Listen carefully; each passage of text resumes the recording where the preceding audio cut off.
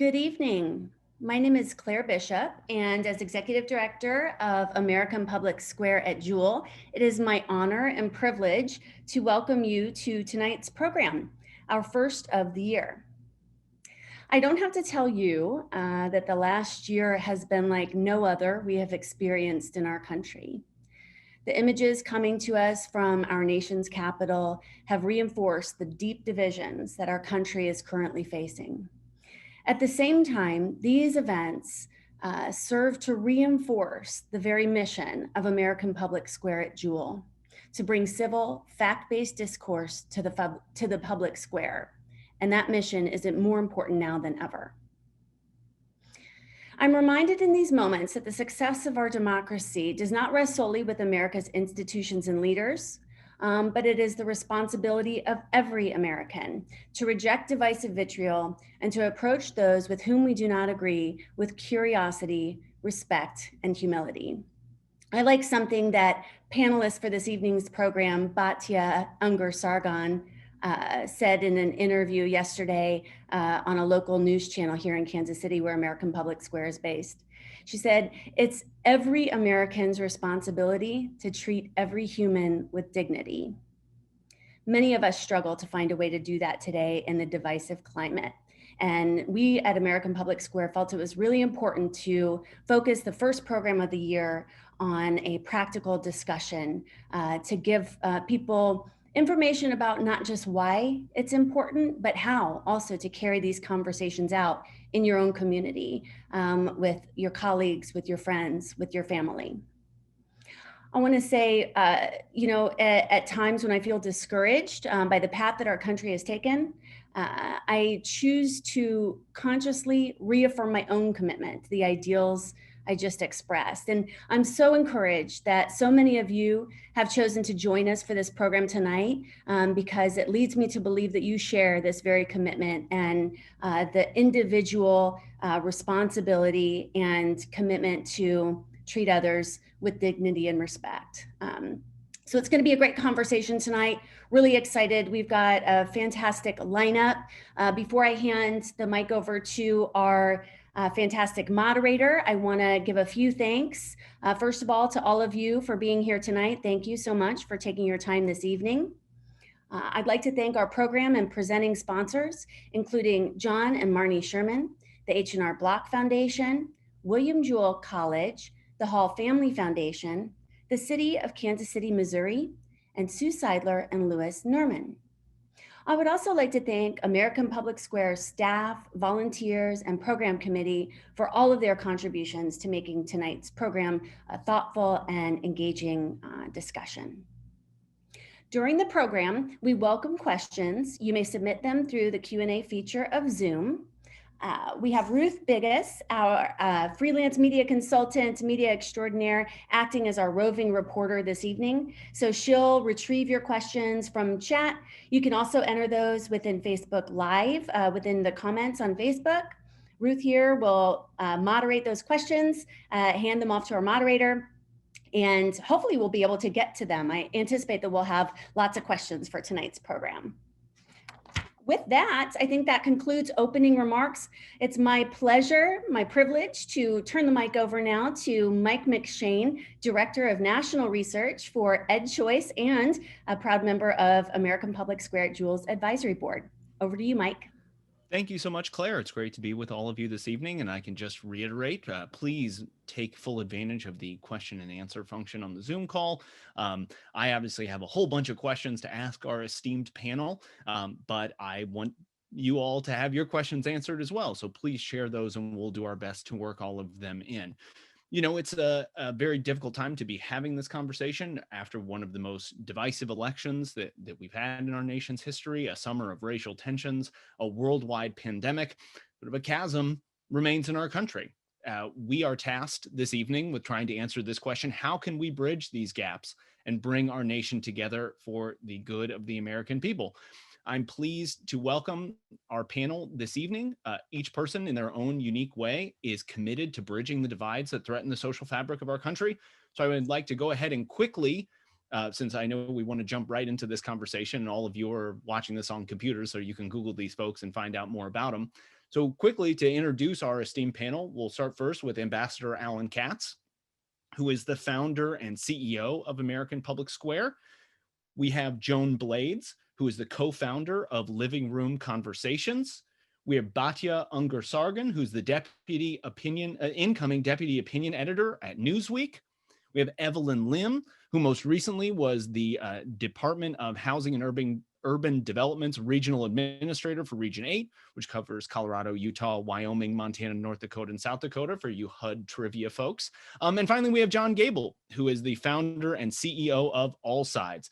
Thank you all so much for joining us this evening, spread across the country and the world. So we're spanning, I don't know how many time zones this evening, but I want to go ahead and jump right in. Batya. The way I sort of see our evening going this evening is kind of like a play, perhaps in 4 acts. So in the first act, we'll do some level setting and we'll talk about the nature of kind of polarization and of the divisions in our society. In the second act, which will probably be the meat of our conversation, we'll say, well, what can we do about this? How can we make the situation better? In the third act, I might do a little devil's advocate playing and saying, oh, well, there's a lot of criticisms to people trying to bring folks together and voice those and deal with them. And then at the end, we'll end in a very classic American Public Square way with our 2 questions, so what and now what, and give everybody an opportunity to speak directly to everyone watching at home about the things that they can do. But to do that kind of level setting at the beginning, you have some very, I think, interesting and worthwhile starts to sort of start our conversation about the nature of polarization and division in America. So it's sort of this question, are we really divided, or have we been manipulated into thinking that we are more divided than we actually are? So first of all, thank you so much, Ambassador Katz, Denisha, American Public Square. I am so thrilled and honored and humbled to be here. This is the most important conversation we could possibly be having today, and I feel really, really honored to be in this esteemed company. I am a polarization skeptic. I think that the polling and the data consistently shows that Americans are just not that divided when it comes to the major issues of the day. The most important topics like LGBTQ rights, immigration, abortion, women's rights, racism, poll after poll shows that even though these seem like these big, contentious, polarizing topics, we actually are much more in agreement than we are not in agreement. And even on Trump, who is such a polarizing figure, I saw data today that showed that not only do the majority of his supporters hope that he will be replaced in 2024 with somebody who, yes, shares some of his policy, but is much more respectful was the word that was used, but 49%, the biggest group, 49% of the people who believe that the election was stolen and that Biden didn't win, hope that in 2024, Trump will not be the candidate. So we talk about polarization, but these are the people who are the most extreme of his base, and they want to see him replaced. So why do we believe we are so polarized? And why do we feel that we are so polarized when the data just doesn't back it up? And what I think is when you're scrolling through your social media feed and you feel that feeling of rage, someone is making money. That is not coming from another American. That is coming from the media. And I know this because I am a journalist. And I can tell you that the media's business model right now is based on selling your feelings. Now, that is, we're going to get into the mechanics of that soon. The New York Times, for example, sells advertisers 18 different emotions that they can pick which emotion they want the reader to be feeling next to their ad. But the good news is that we have total control. The answer to how we move together as one nation is completely in your control, and I'll get into that later. Thank you. No, I think, someone who looks very deeply at the machinations of the media, John, maybe if you could start for a second and talk a little bit about what you do at All Sides to understand this, but I would love to hear your reaction to this idea of the kind of monetizing rage. Well, so All Sides, what we do Actually, I'm a tech guy, so we started actually looking at this problem in technology online in general, where people only saw one point of view depending on who they were, or only were with people just like themselves. So what we've done is create technology and an allsides.com website that automatically shows people the different perspectives on the same news story that just broke. And it's amazing how often even the headlines are radically different from the left, center, or right on the same factual event that happened 2 hours ago. And just by showing people those different perspectives helps them get out of kind of seeing things one way or the other. Not just right in that when it comes to issues, we're not that divided. When it comes to our affective feeling towards each other, there is polarization growing there. And that is what media is making money from. And that's how your business model works well. You're as a business model, generally, you're much better off by getting a few people who love you so much that they come to you every day over and over again every day and share you and click and read every article. That's how you make more money. And selling is very emotive. And so if you can emotionally tie into a certain belief or a personality type or a tribe, that's actually a very good business model. And actually interesting business models are what the media business model that people look at is what I call the Cheetos model. It's all impulse purchases. What headline got the most clicks? And if we sold food that way, we'd all be getting Cheetos and Mountain Dew. And I love Mountain Dew, so I'm not picking on Mountain Dew. But the point is if that's the only food we ate every day, we would have serious stomach aches. And that's what we're having in news media today, is we're being pulled so one-sided to this or the other that we're just sick to our stomachs. And there's a lot of data out there showing that people are fed up with that. They want to understand the world better. Pew Research showed a year and a half ago that there was 78% of our people who read news want to have news that's not leaning one way or the other.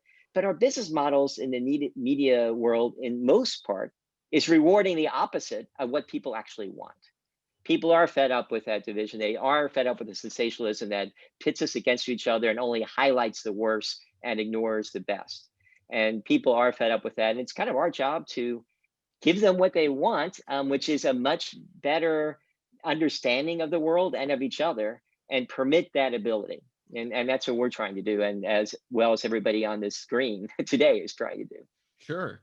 Now, thinking of a kind of low tech, all the high tech of these things, low tech, what could be more low tech than getting people together in someone's living room to discuss what's going on? So, Joan, I would love to hear your reflections on this based on the work that you do and your experiences in facilitating just face-to-face interactions with people. So what's your kind of understanding of the situation with respect to polarization in our country today? Well, it's absolutely true that the media has tended to push us towards fear, anger, anxiety. And in-person connections can counter that. And John and I, we work together as partners a lot because he's got the intellectual side and we're working on the emotional side with living room conversations. Because when people actually see each other, they see that people are kind. People want to do what's best for the country. That part about how we agree much more than we realize gets felt as well as understood.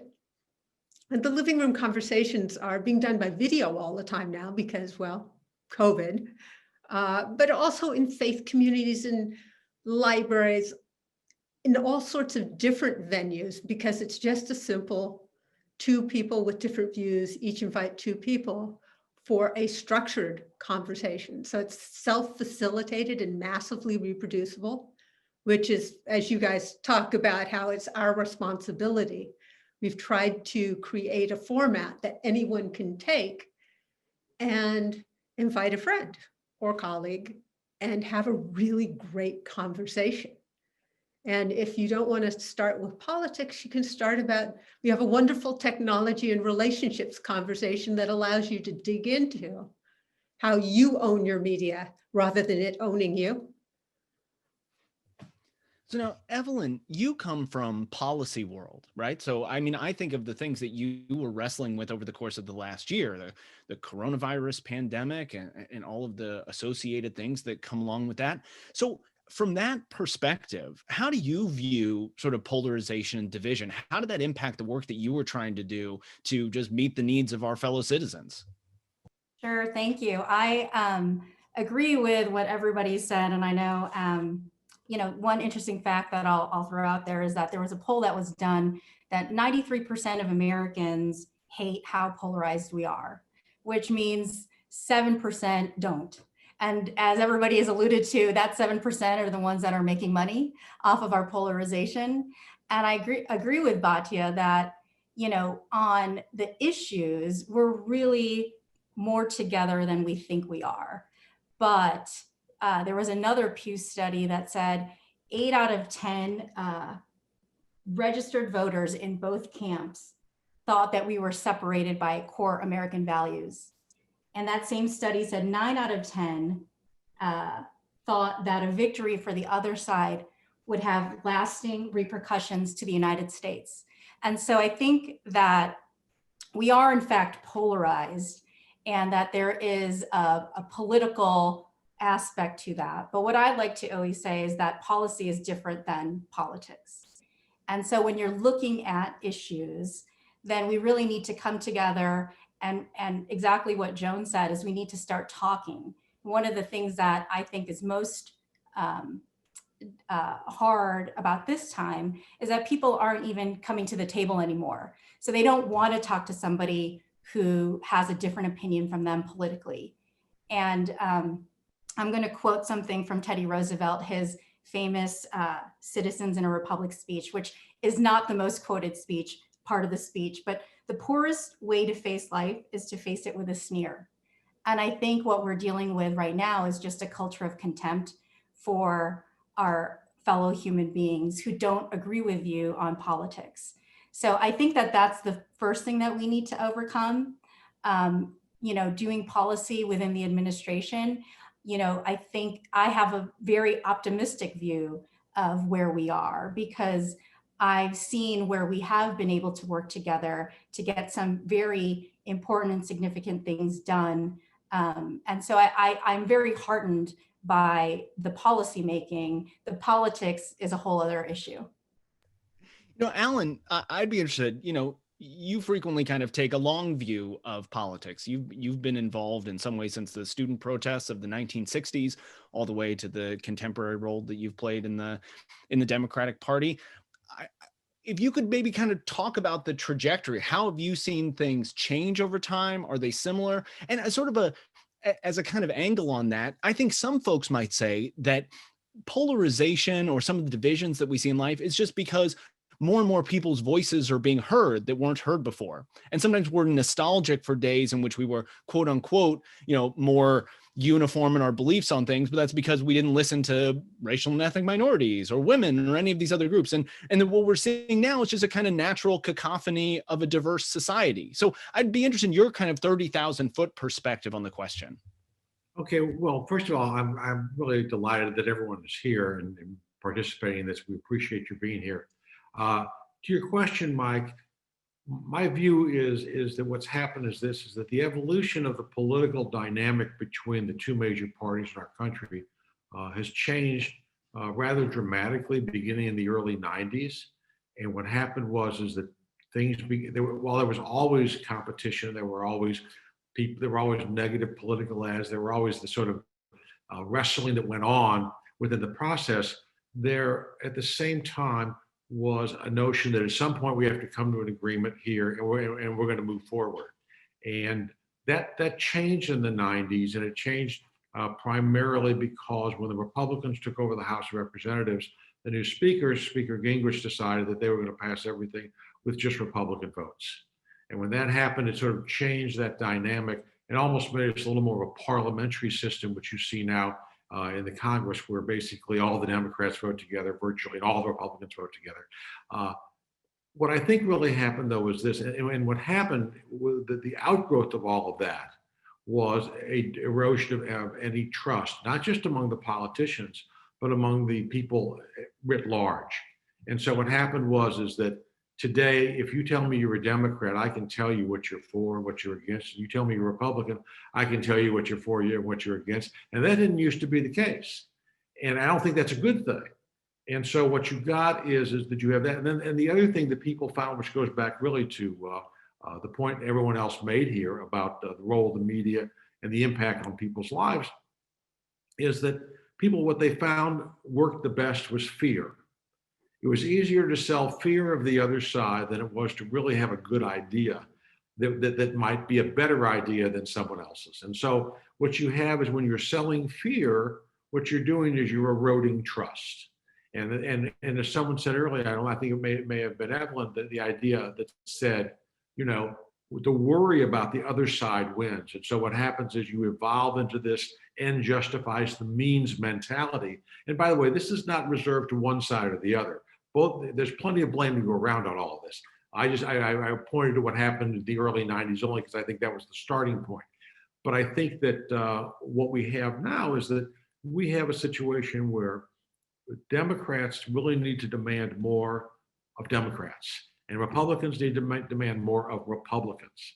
And only then can we finally sort of get the kind of argument about, okay, we agree that immigration is a problem, but everyone agrees that no one wants kids in cages, no one's for family separation policy, no one's for open borders. Okay, so we don't need to throw those back and forth to each other. We can actually talk about different approaches to dealing with this kind of a problem. And so my hope is that, you know, we can begin to move in that direction. It's not going to be easy simply because of the lack of trust. And I think it's going to take time, and we're going to have to see some examples of people behaving at a national level a whole lot better than they have in the past. Yeah, you know, I think, you know, as we kind of maybe transition into the second act, okay, let's start. Thank you all for the great level setting there. Let's start talking about what we can do, how we can turn this thing around. I feel like I'm a father now of somewhat recent vintage, and I feel like I'm about to take that, like, I'm going to turn this station wagon around. But so the media came up a lot, so let's lean in. Let's start there. And so Batya, sorry, as our resident journalist, I might start here with you. So what I've heard from a lot of those conversations about that, you know, folks are trying to, the points that you and John and others made of folks kind of monetizing these, you know, a reaction that I have to that is like that great Shakespearean line, right? The fault, dear Brutus, lies not in the stars, but in ourselves. That media companies are just reacting to the stuff that we want. So how do we fix that, right? Like if they're just giving us what we want, how do we want something different? How do we change that incentive structure? That's a really interesting question. First, I also want to say all of the questions in the Q&A are so interesting. Like, you guys are like, everybody here, all the participants, you're thinking exactly the way I'm thinking about everything. Yeah, I'm about to quit here in a second and just turn it over to them. Every one of those questions, I'm like, yes, exactly. These are all the right questions. So it's like, it's really exciting to be speaking to people who sort of are really in it in exactly the way that I think we should be. To me, the main problem, and this gets a little bit to what Evelyn was talking about, the main problem with the media is not so much that it is polarized as that it is leaning into a class divide that we have in this nation between college educated people and working class Americans, working class either economically or culturally. And I think, to me, it seems like this polarization narrative, it's not just that the media is making money off of it. It's not just that politicians are making money off of it. It's that it is part and parcel of a papering over of the real divide, which is a class divide, and the disenfranchisement of the working class in America. And when I think about President Trump, for example, you know, a lot of his policies were things that the Democrats were advocating, you know, as recently as 2015, and of course had to stop and do like a 180 on a lot of these policies because of politics, just like Evelyn said. And so when I think about, you know, what is our relationship coming into the media? Are we demanding that? I don't think we are. I mean, I think people, you know, they want to be informed, but what happened is that we have such a deep divide in how we talk about things. And again, I don't think that divide is as much political as it is a class divide. And we have been using, and we in the media have been using politics and using topics like race and immigration in order to deepen that divide, and in some ways in order to demonize the other side. And of course, like Ambassador Katz said, this goes both ways. But it seems to me right now that the cultural power lies very firmly on the side of the educated elites. And I think that that is extremely problematic. So I don't mind a partisan press. Some of America's greatest journalistic moments involved partisan press. Like in the 19th century, you had people like Joseph Pulitzer, who was totally partisan on behalf of the working class and the poor. So the problem is not partisanship, the problem is not polarization. The problem is you have winners and losers, and the winners right now are a small group who have all the power, and through this sort of fiction of meritocracy, believe that they have earned it and that that power should bring with it political power. I feel like I'm not actually answering your question, but no, you are. Things, so I think I should. No, that's great, and it's helpful. And I saw John nodding along, and so I want to kind of ask a somewhat version of that. Is that you were sort of nodding along to this idea that there's nothing wrong with the partisan press, and I know much of the work that you do isn't trying to silence people. You try and identify the different sources, but it does seem, and you know more about this than I do, so correct me if I'm wrong, but it does seem now that it's not even so much that there are sort of partisan leanings, but just like different realities that depending on your news source, you might have. I mean, I think that there are people who legitimately believe that Joe Biden will not be sworn in as president tomorrow, that something is going to happen. It's not, and it is a legitimate, sincere belief that they have based on the media diet that they consume. So how do we deal with a situation where it's not even just the leanings, but where like the Venn diagrams of reality don't overlap with one another? So it's talking about what we can do to solve the problem is kind of what we're getting to. And if Batya is the resident journalist, I'm really the resident tech guy. Microsoft Office and Netscape Navigator is my product years ago. And 24 years ago, it disturbs me to say that this month, I gave a speech saying how I thought the internet would actually train us to discriminate against each other in new ways. It would divide us. What's happened in ways worse than I thought, and in ways I thought that a lot of ways a lot worse, is that we're so overwhelmed with information. Our technology in its current state is giving us just one view or the other. And we know from University of Colorado studies and a bunch of other studies that when we only see one side and only around people just like us, we become much more extreme in our views. And we become much less tolerant of any person or idea that's different than us. That to me is the core cause behind the things that Allan mentioned back in the 90s, and that we're seeing much more loudly in social media and in news media and media more broadly, the whole flow of information relationship online in society. And it's interesting, the same kind of thing happened when the printing press started. So the first 100 years, people read books and they read something awful and they were like, we're going to throw rocks or attack those people. And in that day, the printing press, there's a lot of made up stuff. There was a lot of pornography. There was a lot of fake news, if you will. And people didn't know how to react to it at first. And they would attack each other, and the establishment, the elites, as Batya was talking about, would fight back and crush those people. And we're seeing the same thing now. But about 100 years after the printing press, there's a shift where people began to understand, if they read something, how to understand that new technology, maybe not believe it, but look more deeply. So a news literacy happened, if you will. And there's also new technologies with libraries and credible publishers that helped provide better information. I think we're in the same place in terms of society change. And it's my job and other people's job is to help provide that better technology and help provide news literacy, so that instead of taking 100 years, it takes more like 20 years to shift through this horrible period of chaos and get to a point where we get to a new enlightenment, where we can actually understand each other, appreciate each other, understand the situation more broadly. And to me, that's actually the way you solve it. And the great thing about the last few years of horror is that we now know of the problem. We started All Sides' first prototype in 2012. I had to spend like all my time explaining to people this problem of us dividing. Now I don't have to spend that at all. Because people understand that problem, kind of like an alcoholic that has to kind of fall off the wagon before they get better, because you know the problem. We as a society are going through that right now, and it's ugly. But the fact, I think I don't know if it's Batya or Evelyn who mentioned the poll where people really want something better, that really want a different attitude. That is possible because of the pains we've gone through. That's in our opportunity to change our society. And Mike, you mentioned the folks who will never believe the reason, and they're on both sides, but the right side's a little bit more in the news right now because of what happened at the Capitol.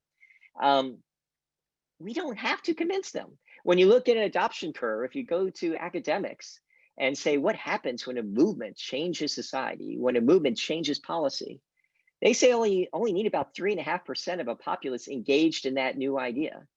That's, depending on whether you count voters or ages, that's between 6 and 8 or 9 million people. That's a very doable number, particularly from technologists, people like me and Netscape and Microsoft. That's a very doable number. And so if we just focus on giving people who want to make a difference, who want a better life, the ability to understand each other and the ability to communicate with each other, and broaden that to 10 million people, that's enough to change culture. That's enough to change our future. We don't have to worry about the extremes that may never come over. That's just not the right place to focus. Can I just add one more thing to that? Because no, please do. Very quickly. I completely agree with what John just said. We all accept that there are areas where we don't care if people disagree with us, right? Like, I got into a heated debate with someone on Twitter the other day about whether his bananas were ripe or not. I thought they were ripe and ready to eat. And he was like, no, I'm waiting another week to eat them. And I was like, this is madness. But I was joking, because obviously we don't care if people agree with us about whether our bananas are ripe right now or not.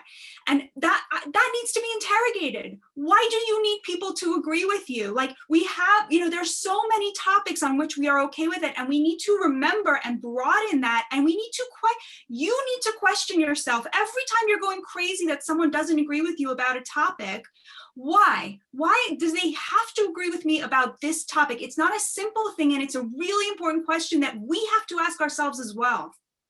I was gonna say, there's that funny comic that says it has the person, it's like late at night and at the computer and it's their spouse is calling them. And I think he says, sorry, someone is wrong on the internet. I need to be dealing with this right now. So I think that that's a good point. And, John, I think if I wasn't being rude, I would get it off my shelf. Diffusion of Innovations is on my bookshelf, right?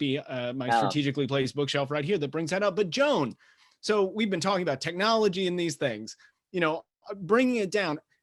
I love the optimism. I love that. But, I'm an eternal optimist, but 2020 and now 2021 just keeps beating the tar out of me. If two people are in the same room with one another and one of them believes that an election was legitimate and one was illegitimate, how does that work? How do you get those people to talk to one another? Is there a possibility of a resolution between those two? Well, there's certainly a possibility. And, bottom line, people don't even hear each other till they have a connection. Human beings are emotional before they're rational. And that's a really important starting place. So we need to build that connection first. And we just put our first conversation for the year out, and it's about trust. Because before we can talk about election integrity, and we are all responsible for the integrity of our elections. And I think I never want to go through an election like we went through last year. And that's going to only happen if we start to attend to it now. But it took time for us to get where we are today. And it's going to take time and our investment of ourselves to get to a place where we are happy with our connections going forward. So you start with step one. And you start to discover that you can like and even love people that you really disagree with on some issues. And sometimes it feels like your head's going to explode because how can they believe that? But they're wonderful people and it's confusing. There are lots of bridging opportunities in the world right now because people have seen this. I live in Berkeley, California. If I want to hang out with conservatives, I have to do so intentionally. And, as we create relationships locally, all of a sudden last year, we have millions of people that have become comfortable with this kind of video interaction. So we need to have local trust in what's going on. And I'm just taking one issue here because kind of good to get a sense of it. Locally, we need to create trust in how elections are done. And then we have to create trust across the country in each other. And that we can actually do, having these small connections and build it. But it's, we have to choose to do so, to show up and be ready to, have a little bit of discomfort, but also have some wonderful new relationships. Mostly, I think it's great, but it takes a little time. Yeah, I'm going to want to, in a minute, I think circling back to some of these themes about community, and those I think is very important. But, Evelyn, from your policy kind of perspective on a lot of these questions, I mean, it seems like, politics is part of policy, right? Like every dollar that's spent on one thing isn't a dollar that can't be spent on something else. And so there's something we have to hash out. Like we have to debate and argue with one another. From that, as someone who had to make these decisions, who had to wrestle with these things, how can those discussions be more productive as opposed to just folks banging their heads against one another? Well, I think first we have to recognize sort of our state of being, like where are we today? We can't just sort of say, oh, well, gee, can't we get everyone to agree? Because the answer to that question is, well, yeah, obviously not. So what do we have to deal with? I think one of the problems that we have, and in some ways it explains the election of President Trump, and that is that we have in this country, and it was really well put in a book by Michael Sandel, the tyranny of meritocracy, the tyranny of merit. What essentially is the notion that people who've done very well have done well because they deserve to do very well, and they worked very hard, and they're entitled to it, which means by definition, those people who haven't done well really aren't entitled to very much because they had the same chance as the people who did well, especially if you believe that America is indeed the land of opportunity for everyone. So not only are you sort of creating a situation where those who've done well don't feel they have much of an obligation, because after all, they did well, the others didn't do well. That was their fault. They didn't work as hard as I worked. But the people who have not done as well, you're essentially sort of saying you're not very you're kind of worthless, or you're worth less.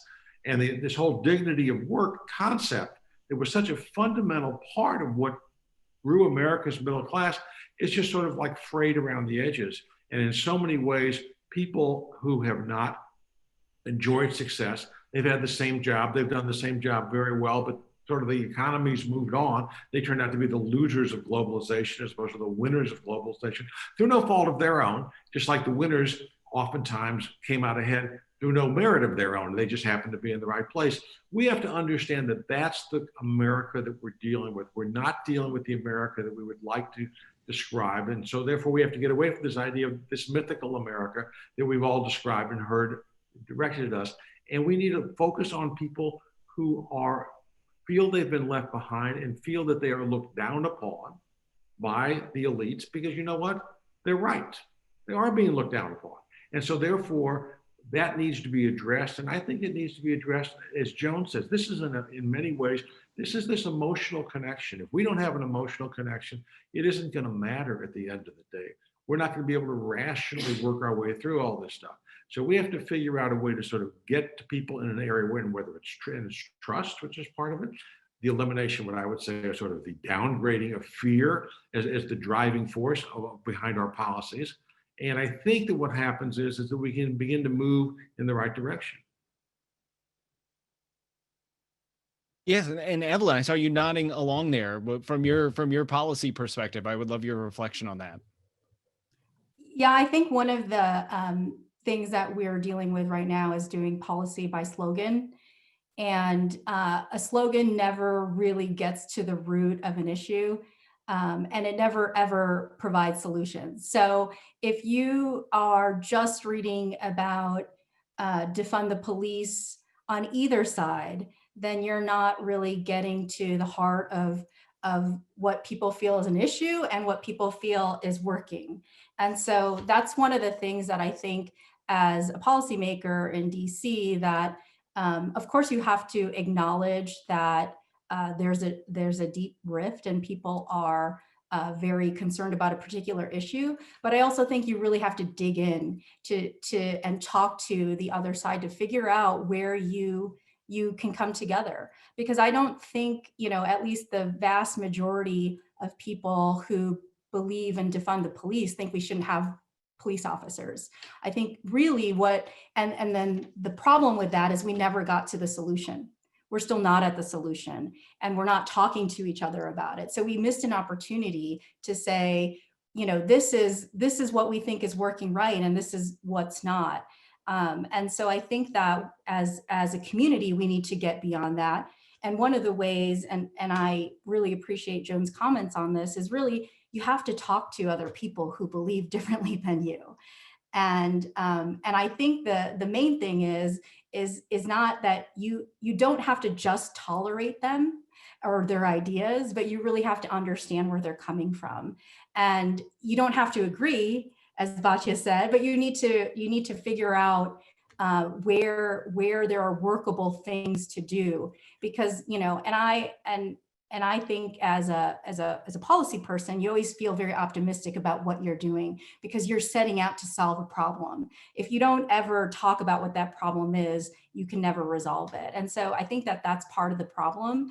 And I would just encourage people to, if you feel very strongly about something, dig in, look at why there are these issues and what you really believe in. And then at that point, you can move forward and actually make some positive steps towards progress.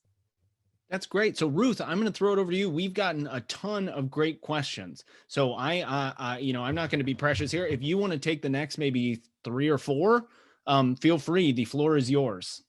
Well, it's where to go with the questions. I think Batya topped us off at the beginning talking about the media, and there's been a lot of conversation in there about what is the role of the media. Is the media objective, subjective?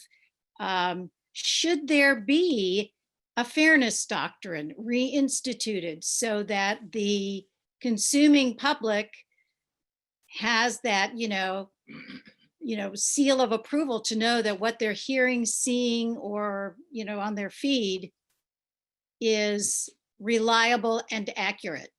So I toss that out to the panel. Okay, let me just jump in on that one for a second. First of all, in the fairness doctrine, for those of you that are watching and aren't aware of it, it was a rule of the Federal Communications Commission that required basically broadcasts to have more of a balanced view in certain types of areas.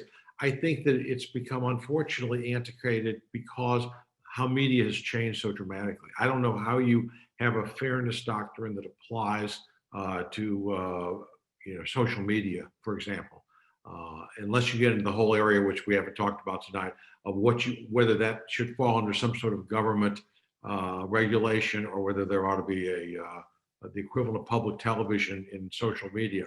But I think that the larger problem is that we come from a time when there was a common well of facts that everyone agreed to, which was called the evening news back in the, again, I'm showing my age, back in the 60s, where essentially then you would argue about what it meant, what the facts meant. And we no longer, and as John points out on a daily basis, we're not even close to having that anymore. So I'm not sure that it really, I don't think it could be done. And I think, frankly, attempting to do things that are supposed to solve problems that from the beginning aren't going to solve the problem strikes me as really sort of bad public policy.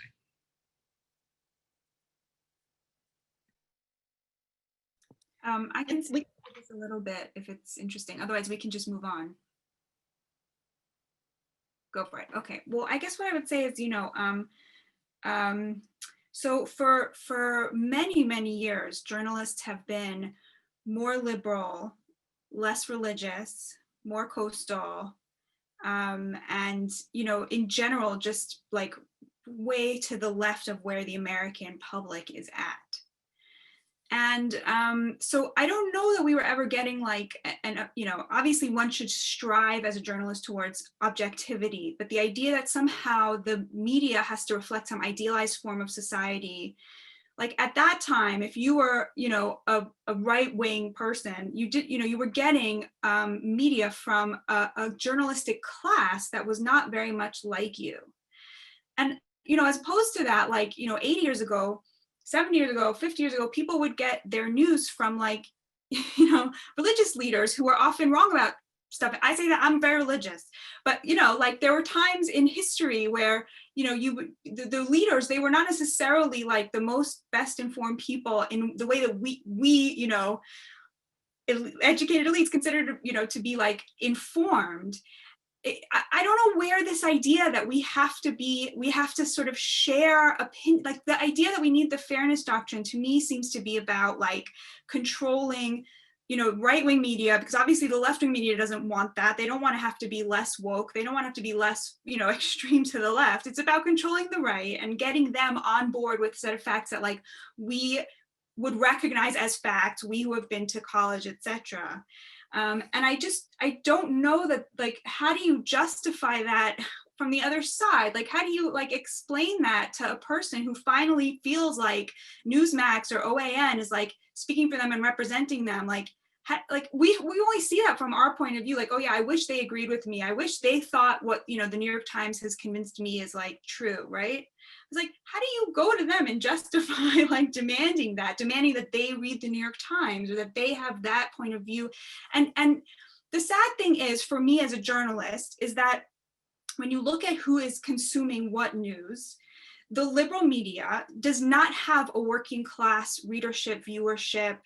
It just doesn't. The people who are catering to people who are not college educated is Fox News and below, and I'm not saying, I don't think they get a lot of things right, but we have to ask ourselves, why is it that there is no Fox News for working class liberals? Like, working class liberals have nowhere to get information because the only options are like these outlets that are catering to the working class that are more conservative. So liberals love to say, oh, we don't have a fairness doctrine. They're spewing their right-wing propaganda because nobody's forcing them to also say liberal things, right? Like, that's how we like to see it.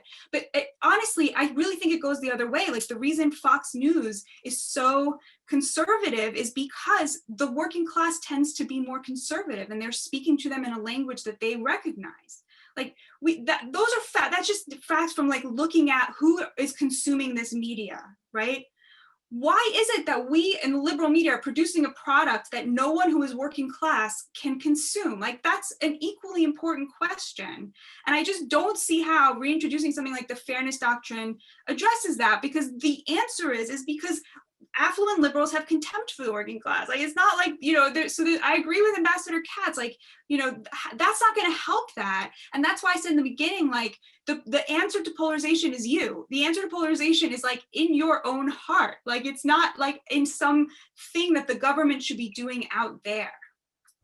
Can I just jump in one quick second? Because I think another effort, sometimes you hear it alongside the fairness doctrine, but an internal practice was the fact check, right? So there was like PolitiFact and all those people. I would love to know, was that like, so that's been an experiment, I don't know, 5 or 10 years or 15 or 20 years that we've been doing that.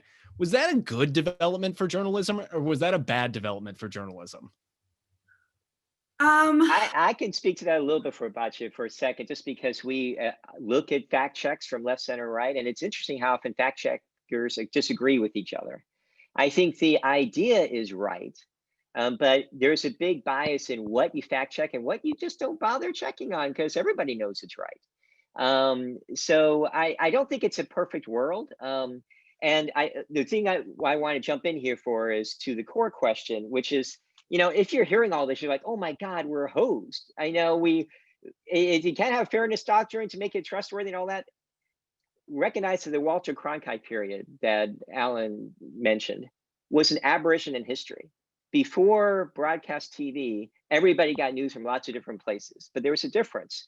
When during revolutionary times, I got a pamphlet from Ben Franklin or from the Tories or from Common Sense, I knew the political leaning of that individual group I was getting from, and I knew that. And I also talked to my buddy who helped me get a plow unstuck in my field the other day who had a different political opinion. So we were actually more broadly aware of what was going on, at least the people who could read back then, than we are today.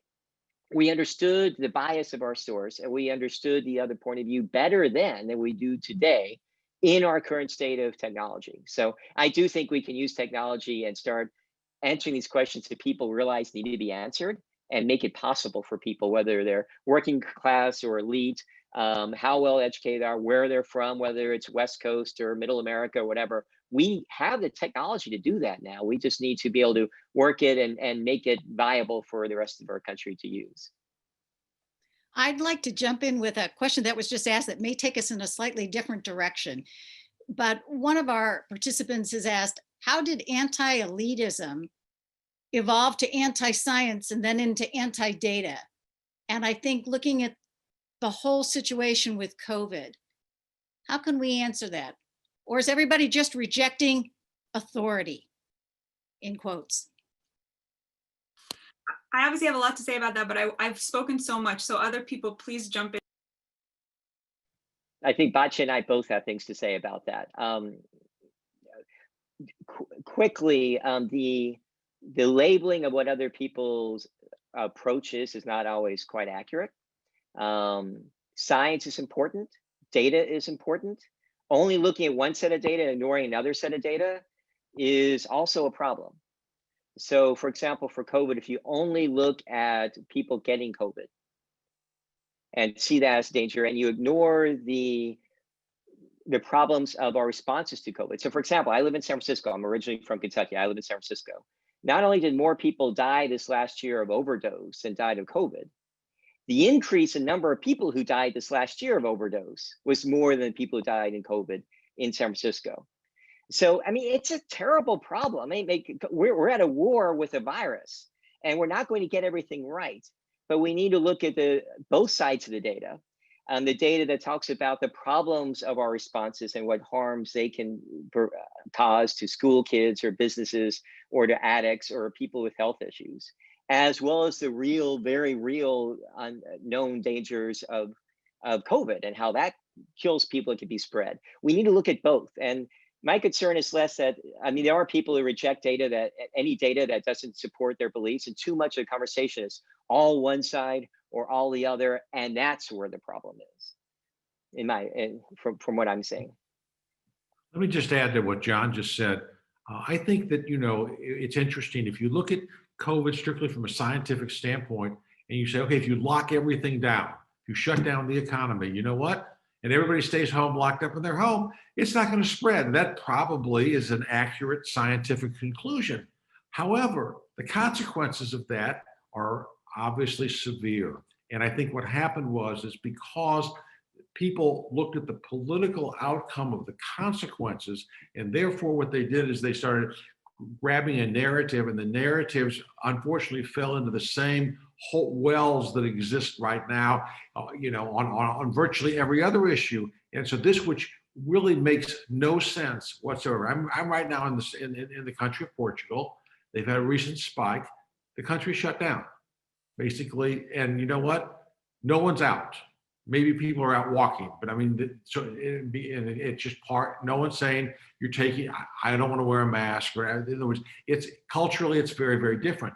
All I'm saying is that when we politicized it, and when we failed, as John points out, to recognize this is kind of complicated. It's not so simple. And how are we going to kind of work our way through this? Then people just fell into the armed camps. The fact that it happened in the middle of a presidential year, in perhaps one of the most divisive presidential campaigns in American history, probably didn't help anything. I'll just add, because this is one of the things that I had been working on since March, and a little known fact is when I was working in George W. Bush's White House, I actually worked on the pandemic strategy, the first one we did, which is why I got brought in during this pandemic. And I agree with the ambassador. We absolutely politicized data and science, and that was unfortunate. But I also just want to add that, just the way that this played out, the science changed, because we didn't know very much about it when it first came here. And so what people need to understand is how we see the virus and what we know about the virus has changed enormously since March. I also will say that I think that for the modeling in particular, when you talk about modeling, your model is only as good as the data you put in. So you have your choice of models to choose from based on what you believe in, and a lot of times that you will pick the model that agrees with your your theory. But also our models have improved, again, because we got more data, we understand it better. And so, you know, I think one of the greatest tragedies of all of this is that people are still thinking about the virus the way we did back in March. And that concept hasn't really moved beyond thinking about, we didn't know anything in March, and in reality, we know a lot more. So the policy making is a lot better. But unfortunately, through that whole period of time, the distrust was there, right? So we have that kind of issue happening in regards to COVID. And I think, as the ambassador mentioned, there's a lot of things that we need to decide. I think, having been on the first pandemic strategy policy council, you know, we brought everybody to the table. It wasn't just the scientists. I was there because I was a border and transportation expert. So we talked about what would we do if with our borders and with transportation.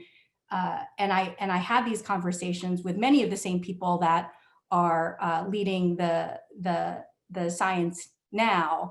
And I think it's just you have to look at all things. It's the economics, it's the science, it's the authorities that you have and you don't have. Those all play into it, which makes it very complex.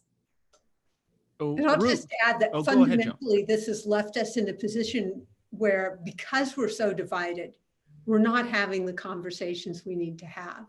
We don't have the agility. We don't have everybody's best ideas in the room. We don't have the agility to adapt as we get new information coming in, because we're so caught in the fight. And that's why, you know, when we have good relationships and we care about each other, we can work on win-win outcomes. And when we don't, we get lose-lose outcomes. And I think we've been too successful at the latter lately and need to move towards the win-win. Great. Ruth, perhaps another question from the audience. It's just a buzz here. I wanted to get back a little bit to what Joan had talked about a while ago, and that's bringing people to the table, to the living room, to wherever, to have those kind of intimate conversations to try to move the needle. Some of our participants are asking, how do you do that? Are we good listeners? Have we forgotten how to listen? And if we have forgotten how do we shift that? Well, I think that's almost a question for me. We do it a lot of ways. The reason this is open source and we have over 100 conversation guides on different topics, ranging from the aspirational American dream to the very high conflict, guns and responsibility, and then COVID conversations for people that don't want to think about politics at all, and race conversations for people that want to get into that. Is we want people to show up wherever they're at. For a faith community, you know, we have faith communities that do these conversations on a monthly basis, and libraries. And it allows people to begin to make these connections. And it's, as John said, it's not everybody that's ready, but the people that show up for this first stage are then able to testify that, hey, this was a great conversation. I really discovered something new. People gain nuance. And they, you know, we have the immigration conversation has been rewritten probably 3 or 4 times in the last 10 years because things keep changing. And I love what I've heard from people that have had it. It's not that they changed their minds, it's that they learned about other perspectives and they gain nuance around the issue. And it puts people in a position where they can start to work on solutions if that's where they choose to go. Or maybe they just keep on with relationships. So individuals can just invite a friend and do it. Communities can do it within the community, and then they like a faith community within the church, for example, and then they invite people from outside the church, and then maybe they do sister churches across the country.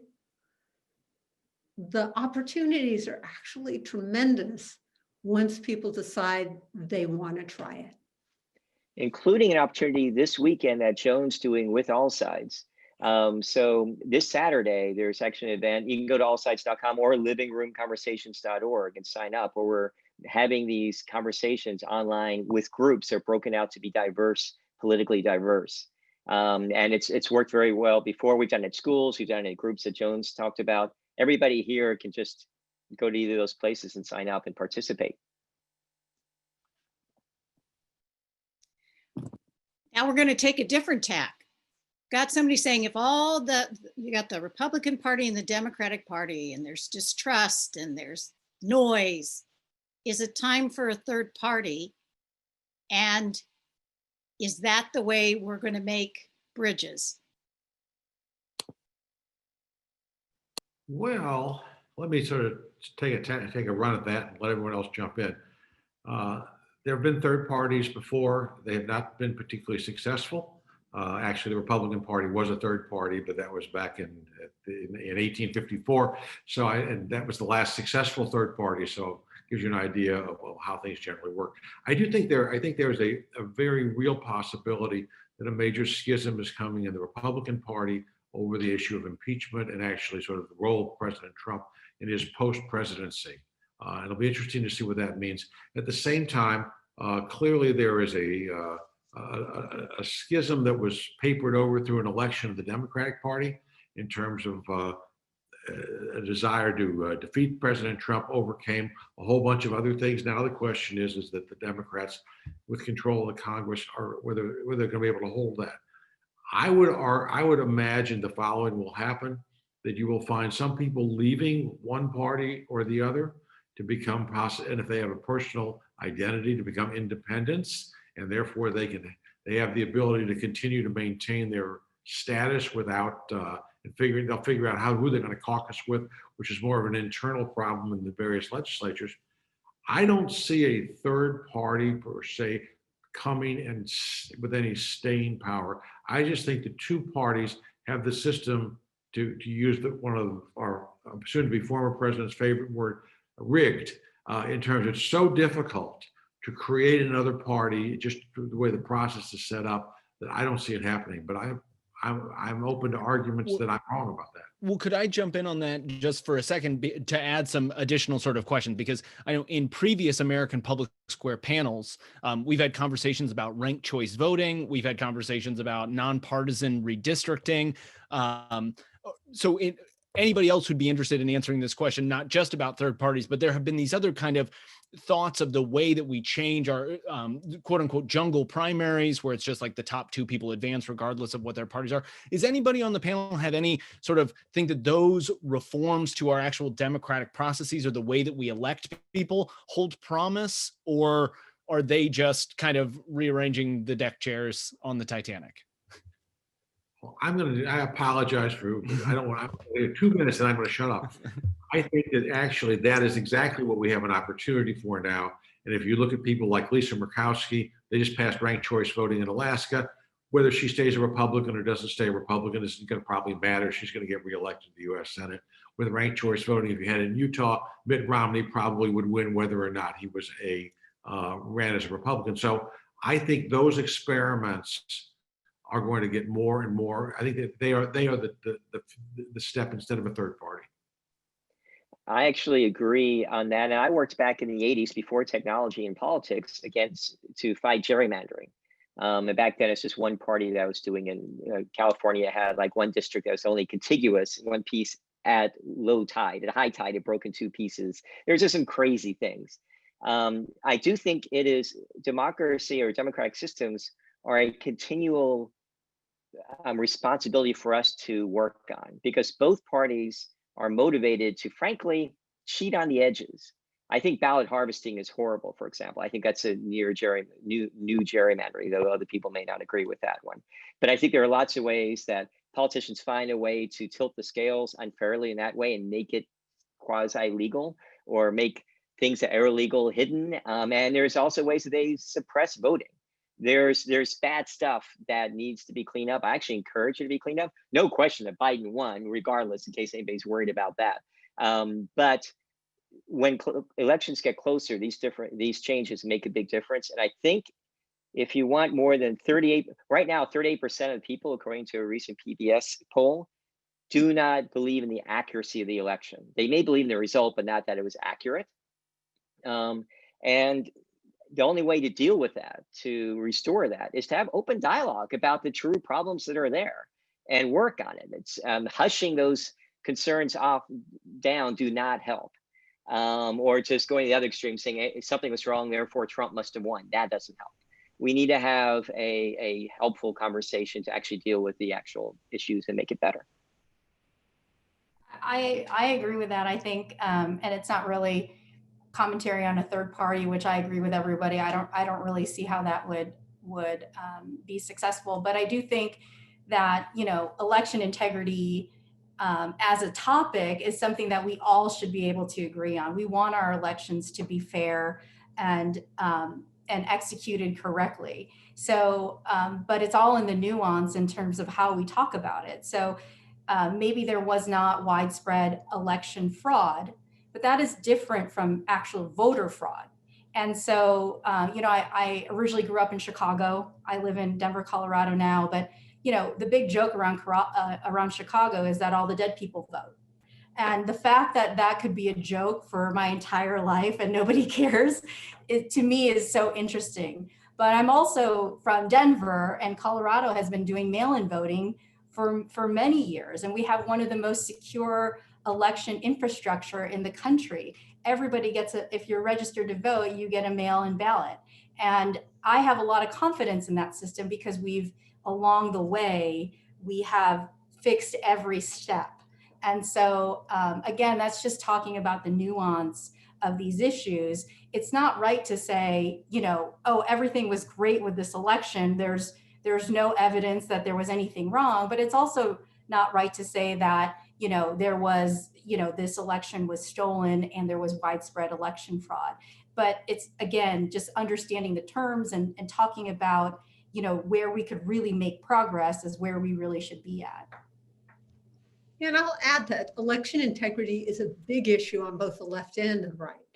So it is an opportunity to work together. And right now is the time to do it, like as far from election as possible, so you can come to good agreements about, okay, we agree this is fair.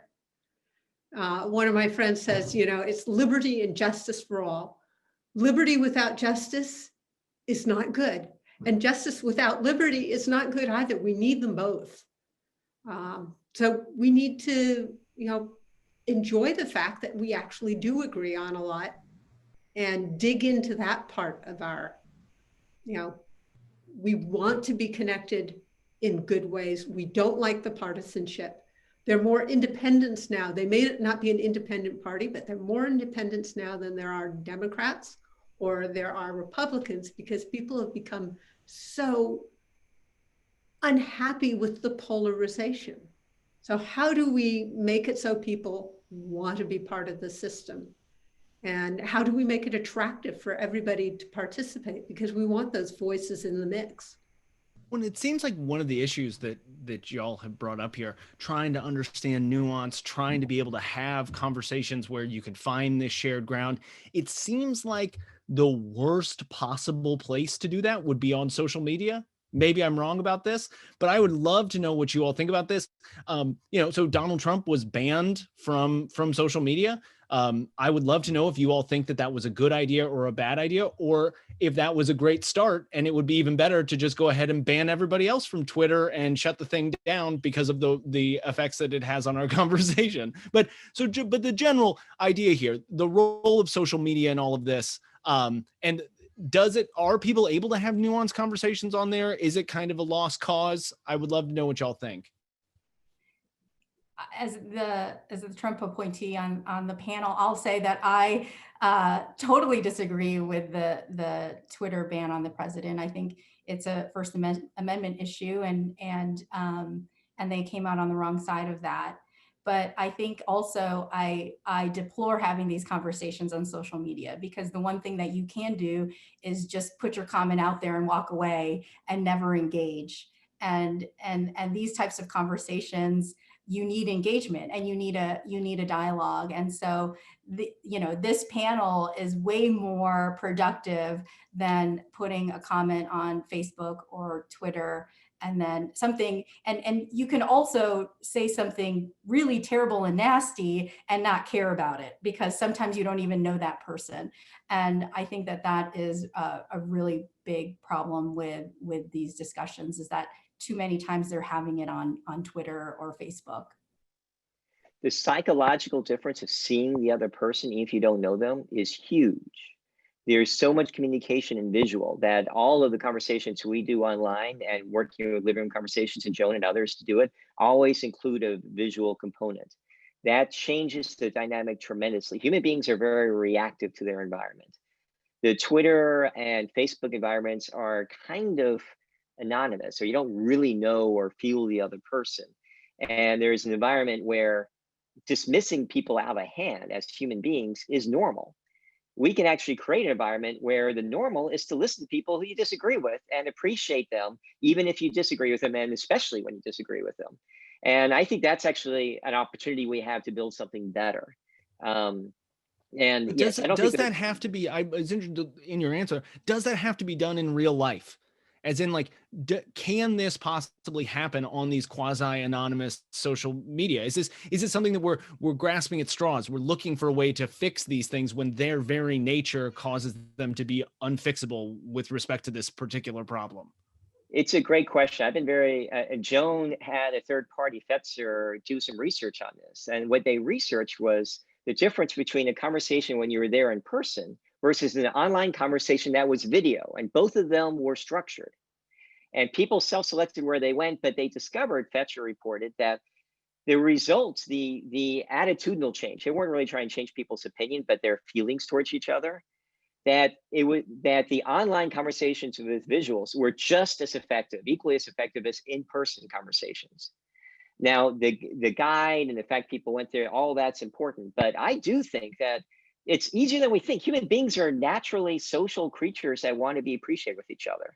But we can be pulled to our darker selves or to our better angels, if you want to, or braver angels, if you want to name another group. But that's possible. Our technology has proven that.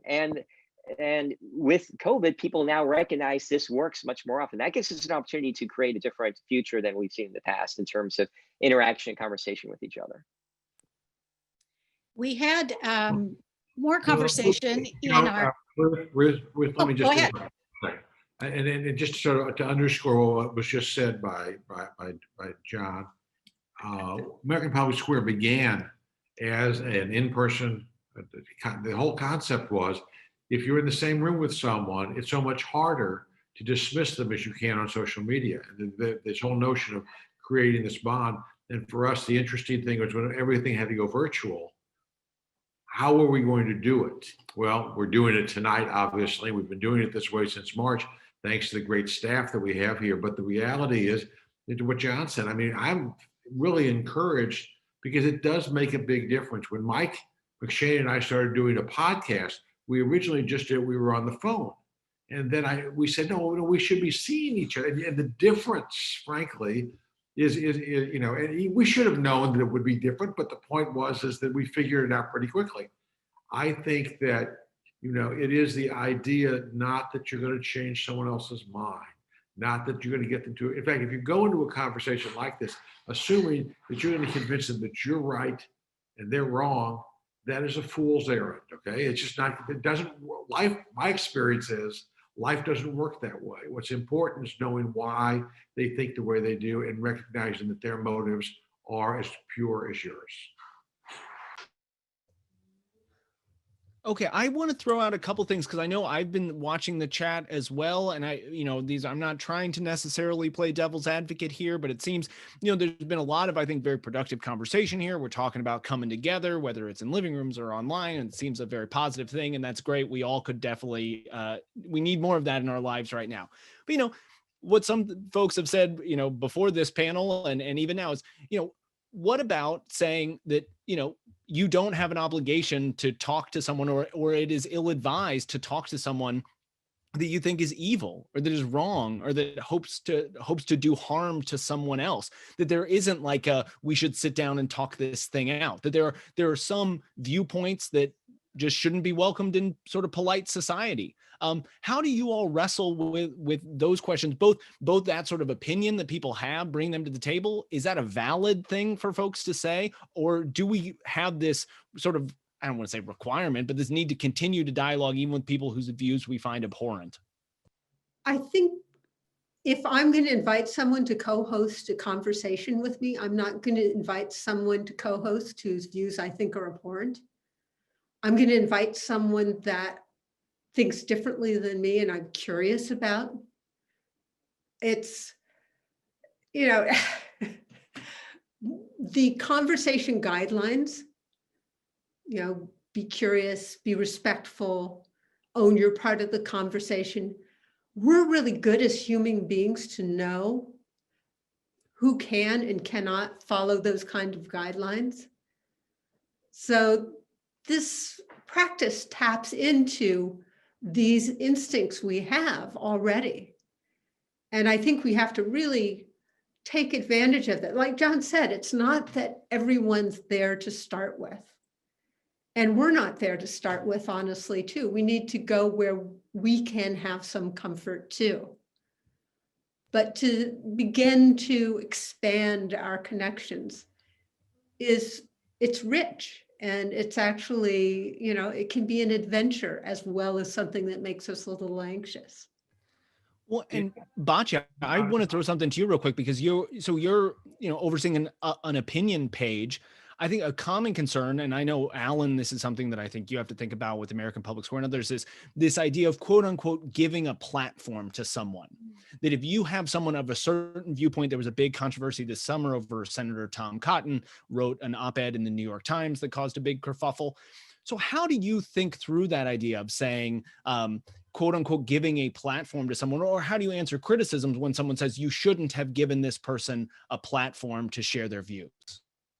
Okay, so I just spent 3 years at the Jewish Daily Forward, and now I'm moving to Newsweek. And what I was doing at the Forward was hosting the widest possible debate of legitimate opinions. And every single day I got called an anti-Semite and a racist. Because if you give a Republican a platform, you will be called a racist. Like, that now has become part of the Twitter conversation. It is racist to platform somebody from the other side. And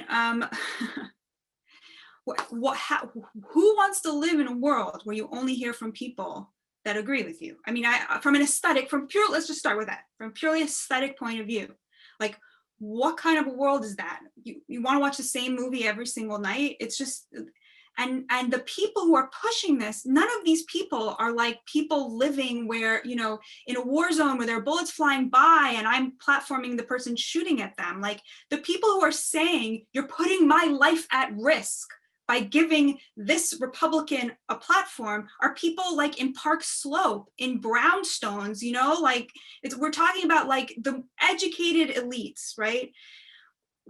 Where does this need come from to malign people who disagree with you? It's a power grab. That's what it is. It's a power grab. Now, they don't know that. That's the problem, is like, they really think they're out there defending minorities, right? That's why they're screaming that at me. They don't know that this is about consolidating power for a political thing, you know? And I think that's really the problem. That's where it comes into it, where, you know, like we're in it together, right? I can't just sit here and say, like, I'm gonna now say I can't deal with these people on the left, like calling everybody a racist who platforms are, no, they're part of the community too. Like, I got to give that person a platform. I would then have to run op-eds by people saying that it's, you know, right? Like, that is the job, as far as I'm concerned, is keeping the spectrum of opinion as broad as possible. Why is that important? Okay, first of all, like, as a Jew, like, that's what we do, right? That's Jewish history. As an American, that is what we do. Like, that is literally the building blocks of a democracy, is tolerating the opinions of the other people you disagree with, right? Like, come on, it's like, you don't need to defend opinions that you agree with. But I think at an even more, what I've come to realize for me is that, so what happened at the New York Times was Tom Cotton wrote an op-ed that reflected the view of 6 in 10 Americans, that if the local police couldn't get the rioters under control, they should bring in the National Guard to do so. And everybody who had anything to do with that op-ed, at some point, you know, one person was fired, another person was moved to a different department, 2 people quit. It's like horrific what happened there.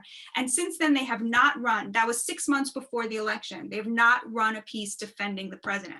Can you imagine? The paper of record did not run a single op-ed by somebody defending voting for a person that 75 million Americans voted for. They deplatformed half the nation, okay? Like, in what universe is that acceptable? Okay, fine. They deplatformed, but it's not just that they deplatformed the other side. They deplatformed the side that was speaking for 67% of white working class voters. And to me, that's sort of where you get into it.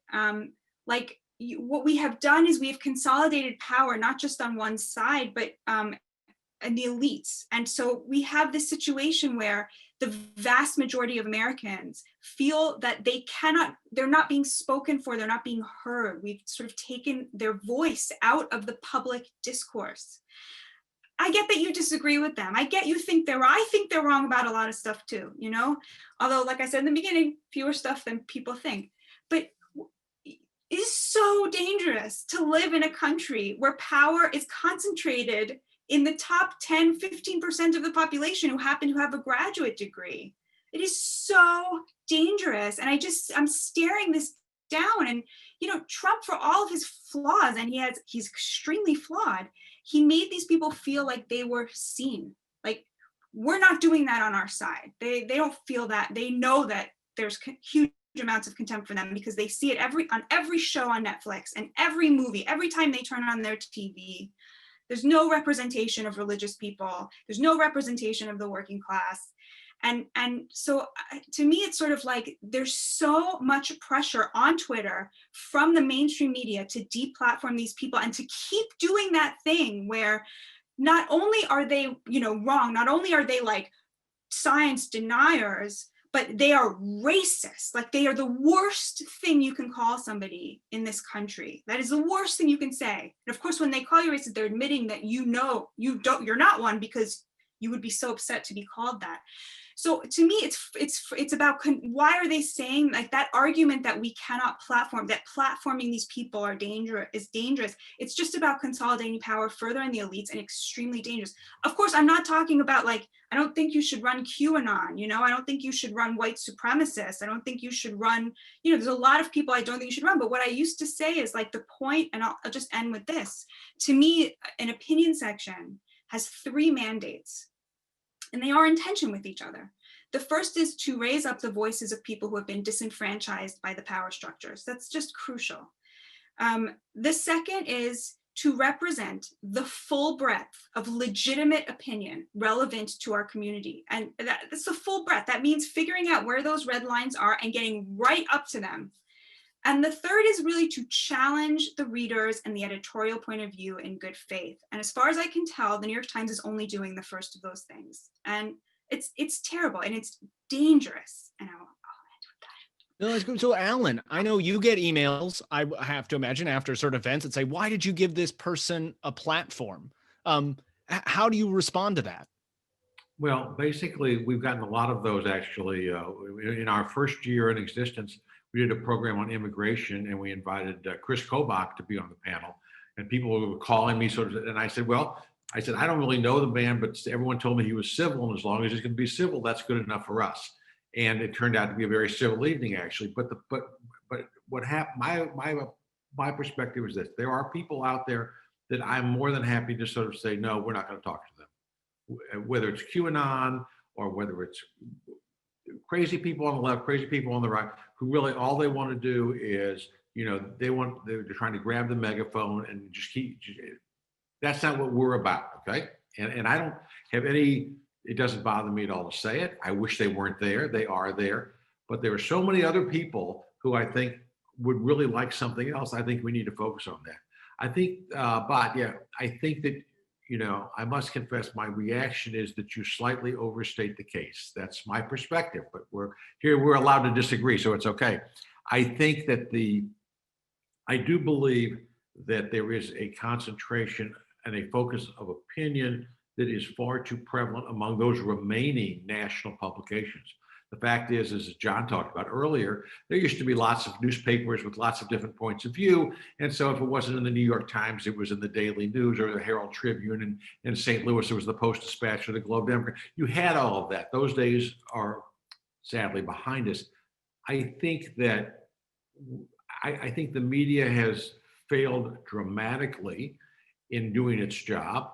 And I think that they have failed primarily because they have fallen into the trap of choosing a side, not just on their editorial page, which they always did, and is entirely appropriate. But the problem is it is seeped into their news coverage in such a way. And frankly, I used to, again, I'm showing my age. I used to watch Meet the Press and think, oh, this is really a good show. And it was really kind of interesting. I can't watch it anymore because I think Chuck Todd is so prejudiced and so biased. He just makes me crazy. And he's more on my perspective politically, but it still drives me crazy. So I think that what we really need to try to figure out is a way of kind of like pulling, just sort of pushing away from all of that, because all it does is it reinforces the thing that the politicians and that the financial end of the media, it reinforces. Let me add one final point here. If I'm not mistaken, in the beginning, when they had debates starting with Kennedy, Nixon, and on through up until probably, I don't know, maybe until the 21st century, presidential debates were carried on all networks at the same time. So therefore, it wasn't like, well, I'm NBC, I get the debate this time. I'm going to bring in my star reporters who I want, or anchors, and they're going to ask really pithy, tough, nasty questions, because that's going to help our ratings down the road. And it seems to me that that's one other thing that sort of has fallen out and really made any possible conversation very, very difficult. So Ruth, let's maybe take one more from the group, and then I might have one or two questions, and then we'll go into our kind of concluding, so what, now what? But yeah, maybe one more from the audience. Oh, that's a toughie. I want to throw out there the issue of race. That's come up in the conversation. And are we a racist country? How does race play into this? If it's an issue, how do we bridge the divisions in our country to try to move forward?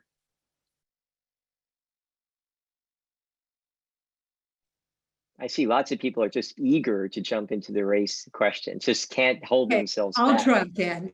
Okay. We have a whole series of conversations on race and equity.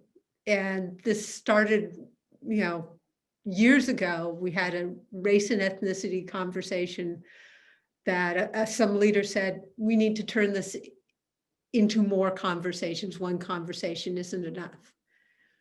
And race impacts people in so many ways. And there are many starting places for this, depending on where you are. It's not, now this is just my opinion, but I think many share it. Calling people racist is not a way to get somewhere. Talking about your own experiences with race and starting to build understanding and nuance about it begins to lead us towards where we want to go together. It's my perception that almost nobody wants to be called racist, and almost a tiny percentage of the population believes they are racist. So it's not a conversation starter. And I think, if you want to start a conversation, then you find connections and then you go places. So race is a huge issue in our country right now, and for many good reasons. I think we need to have productive conversations about it. Well, I think race is another one of those issues that could be tied up in others there. again, this objection that you commonly hear to these things is that there are just some issues that there aren't two sides to.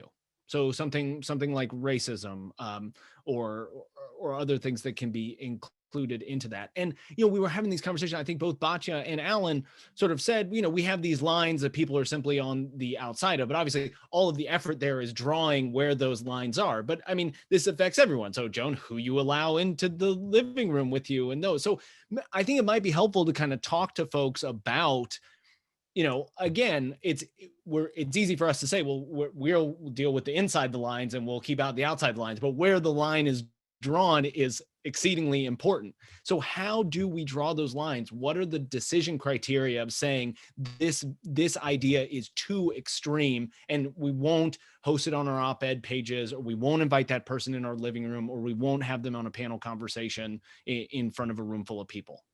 I go to the human dignity space, seeing the divinity in everyone. That's what my faith community leaders have taught me is really at the core of this work that we do.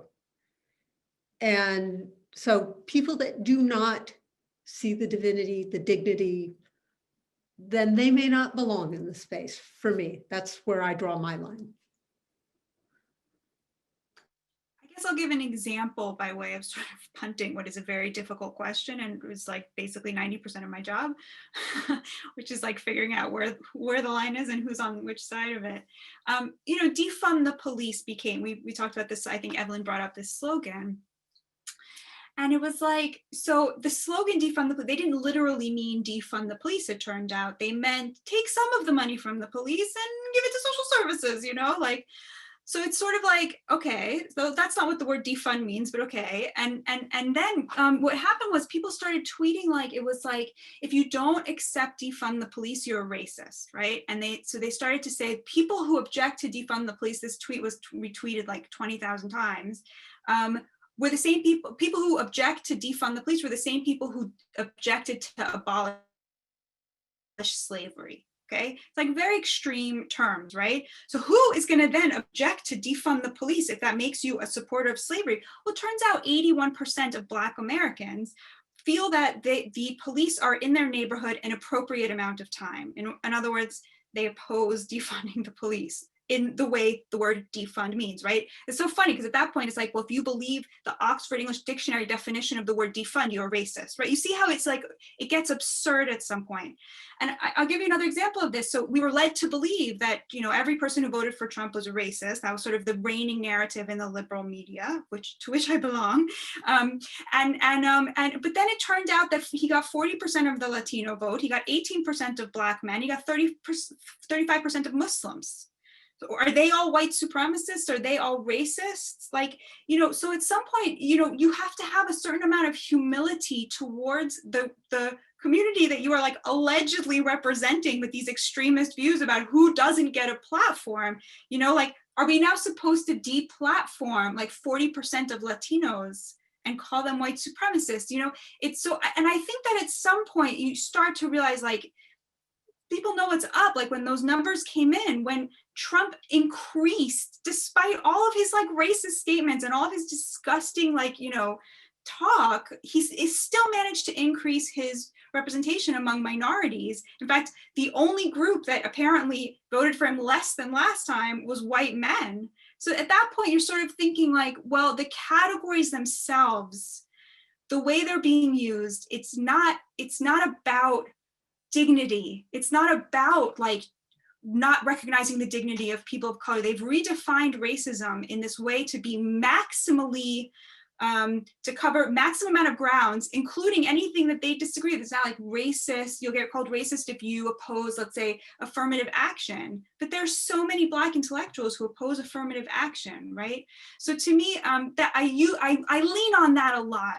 I go to the community who is supposedly being represented by this point of view, by this deplatforming. And I think I speak to the people I know in that community. I look at the polling, does this community accept these calls for deplatforming? And very often they just do not. I mean, I'll give you one more example, even in the Jewish community, there's a movement to boycott Israel.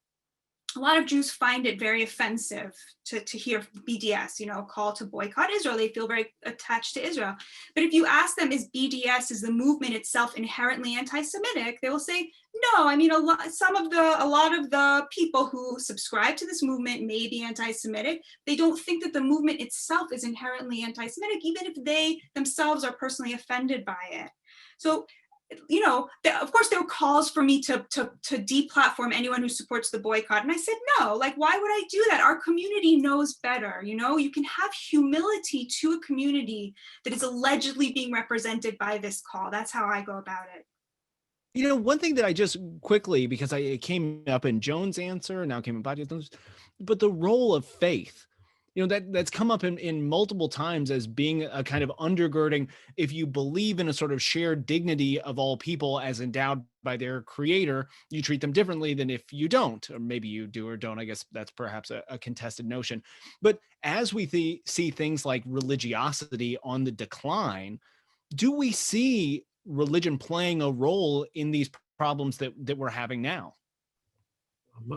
Let me react to that shortly. I think that the reality is that in some cases it is a very positive force to try to pull people together, and others it's a force that some people use as a way to sort of continue to accentuate differences.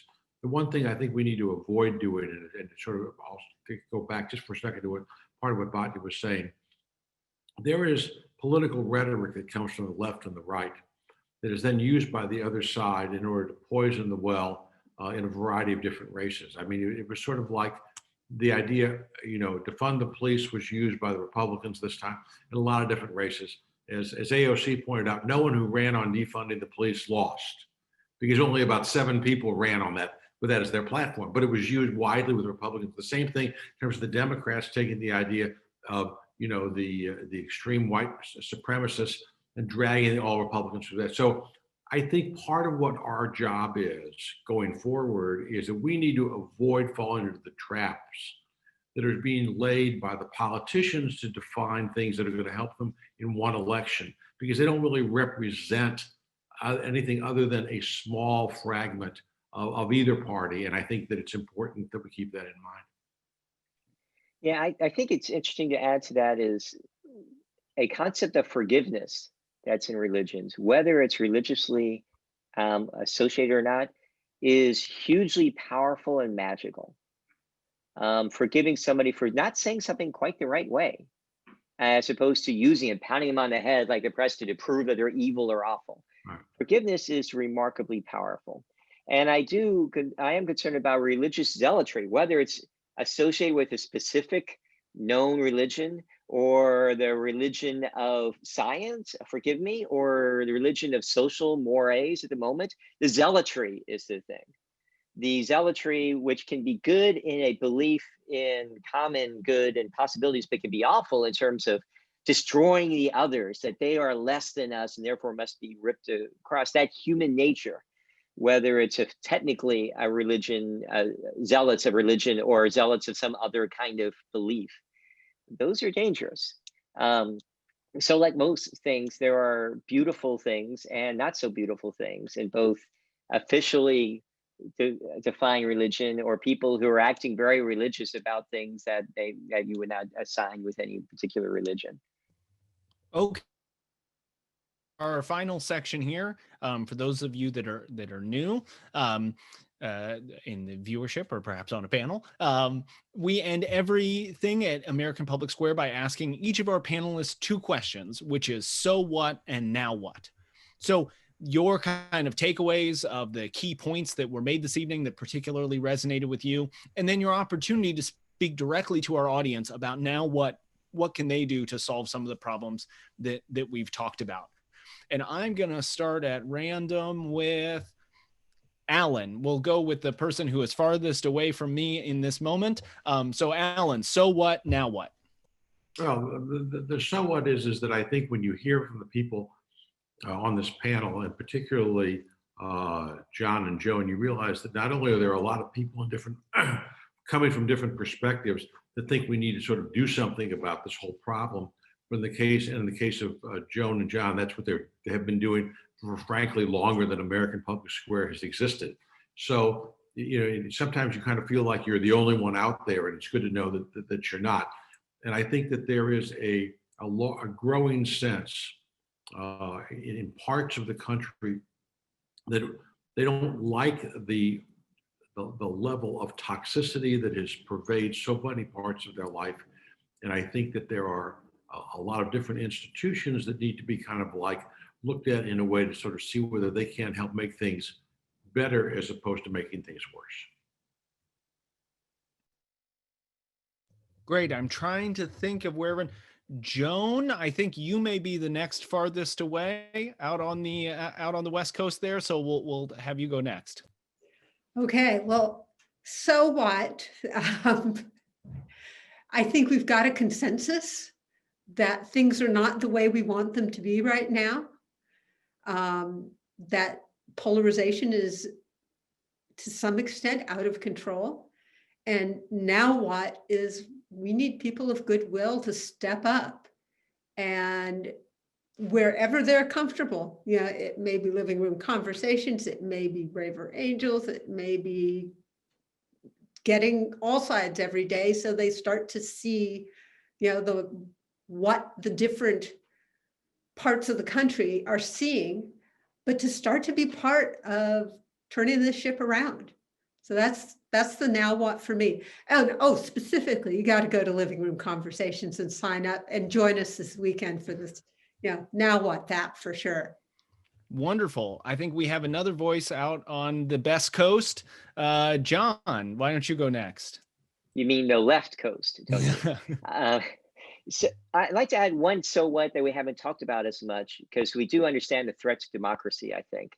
But our personal psychologies and the increase in suicides and depression, these are directly related to the polarization, division in our societies and amongst ourselves, and saying you can't say honestly what you think because we will attack you if it doesn't go along with what we think. And so that's another so what to keep in mind. It's more personal and more personally felt. And in terms of now what, there are over 1,000 organizations across the nation have one way or the other come out to help us understand each other better. So just do that yourself any way that makes sense, and do it publicly, to the level that's comfortable.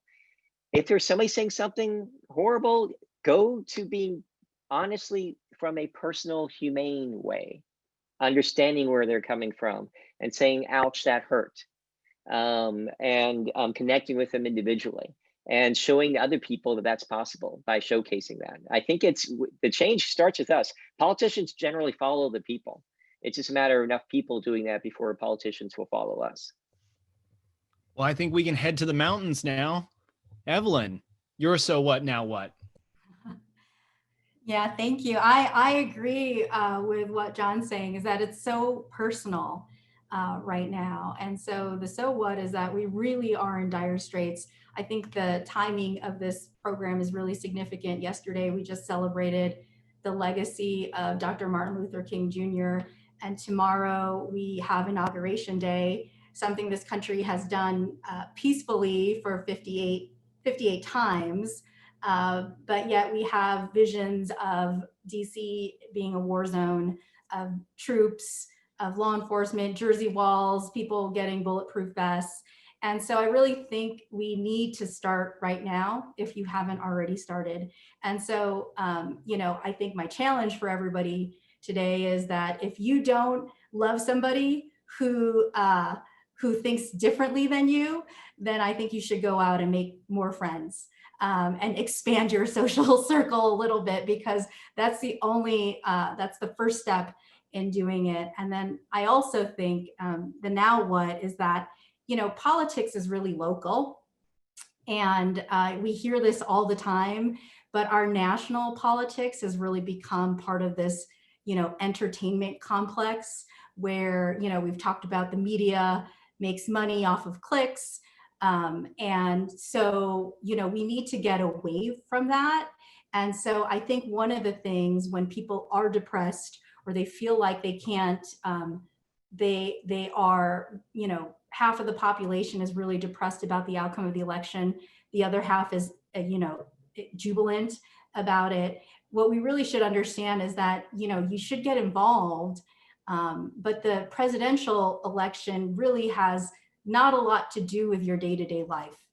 And I think we saw that during the pandemic, where our local elected officials, our city councils, our mayors, our governors were the ones who were really having an impact on our day-to-day. And so if you want to get involved, I think that's a great place to start, where you have a lot of impact in your own community, and all good things roll up to national, so you'll be making an impact there. And now, Batya, I actually don't know where you're calling from and was nervous about doing mental geography to know whether you were closer or farther away than someone else. So from cyberspace, which could be near or could be far, I would love to hear your so what and your now what. I love what everybody said. I love what Evelyn just said. Here's my so what, now what. You are not Dr. Fauci, okay? You are not, I mean, Evelyn is, but nobody else. Maybe you are. Maybe actually Dr. Fauci is on this call, but everybody else, you're not, if you're not a politician, like, your job is not to be winning political wars, changing people's votes, or changing people's behaviors.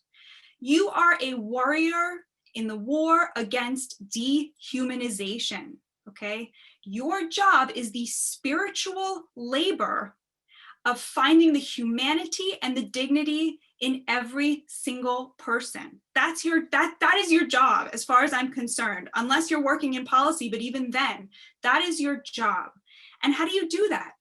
What is the work that goes into that? I think that it starts with recognizing that everybody else, like you, their opinions are not forged from information, neither were yours. They're forged in fear. We are all held hostage by our fears. That's where our opinions truly come from. We're terrified for our children, we're terrified for our parents, and we're terrified for our nation. So what do you do with that information? Well, you're in a hostage negotiation. That's what it is. When you're talking to another human, you are in a hostage negotiation. And lucky for you, I have read a hostage negotiation manual by the FBI, and I use that in my editing, and I'm going to tell you one of the tricks that you can use in your conversations, in your living room, and with your family. And again, the point is not to go in to change their minds. That is the work you need to do on yourself, the spiritual labor of convincing yourself. Your job is not to change their mind. Your job is to recognize their humanity. But how do you do that? You do that through conversation. You do that through recognizing the source of their opinions, which are probably wrong, is fear and terror just like yours. And so what do you do in this conversation? Okay, the FBI tells us that there are 7 steps to a successful hostage negotiation, but only one of them matters, and it's step number 4. What are the steps? Now they tell us that if you do every step, but you skip step 4, you will fail. And if you only do step 4, you will succeed. It's the only step that matters. And here's how it goes. Step 1 is identification. You know, the pirate calls you and says, we have your guy, okay? Identification, okay. Step 2, proof of life. They have to prove that the person is still alive. Step 3 is the ask. They say to you, I want $2 million for this guy. And step 4, which is the only step that matters, is you say back to them, so what I am hearing is you want $2 million. That's it, that's step 4. And the reason that is so important is because we spend 90% of every conversation feeling like, you're not listening to me, you cannot hear me. And the minute you repeat back to somebody what they have said to you, they know you have heard them. So that is the most important step.